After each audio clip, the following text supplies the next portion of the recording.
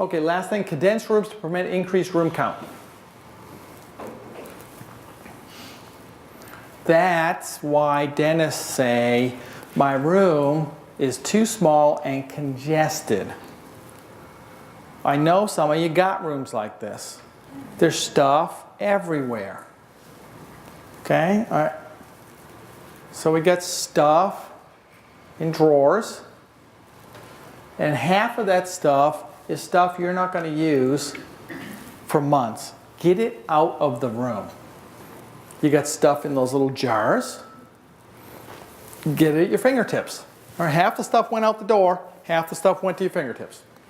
Now I got to figure out the rest of the stuff. The really expensive stuff, I want to be able to inventory that really well. So I got to find a place for it. Remember, we figured out the problem long before we figured out the solution. Here's the reason we messed up. How to lay it. Now, you could move the hand pieces near where everything else is. Doesn't matter. We'll talk about that later. Does not matter. Does not affect production one bit. You can put them anywhere you want. I don't care. There are guys in the 60s tried to hang them from the ceiling like Jiffy Lube. Works. Patients don't like it so much. You can do it. So now, since there's nothing in here anymore, we need some of that surface somewhere over there, because I know that I got to have something there. Computers got really small. You know, we had all this stuff to support computers that are tiny now. I don't want to have the schedule where the patient can see it. It's not relevant to them. It's relevant to me. And now if I do that, I got a ton of room to go ahead and mobilize. I can reach what I use. Whether you make the room smaller or not is a whole separate issue. What's relevant is the stuff that you need needs to be where you use it. And if you got it behind the dental assistant, that's insane. If you got it over on some side cabinet over here, that's insane.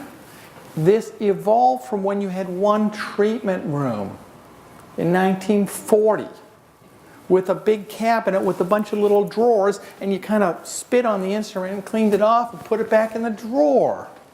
That's where this came from. Once all the instruments left the room, the whole game changed.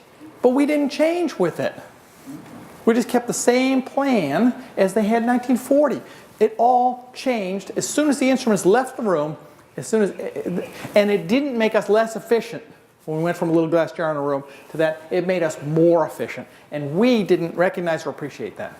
So that's the essence of that. Now, what's a room look like when you're done with that?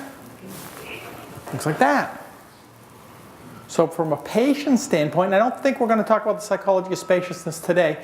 I got about 60 hours of information. We're going to give you 3. But that's what a room looks like. That look okay with a patient?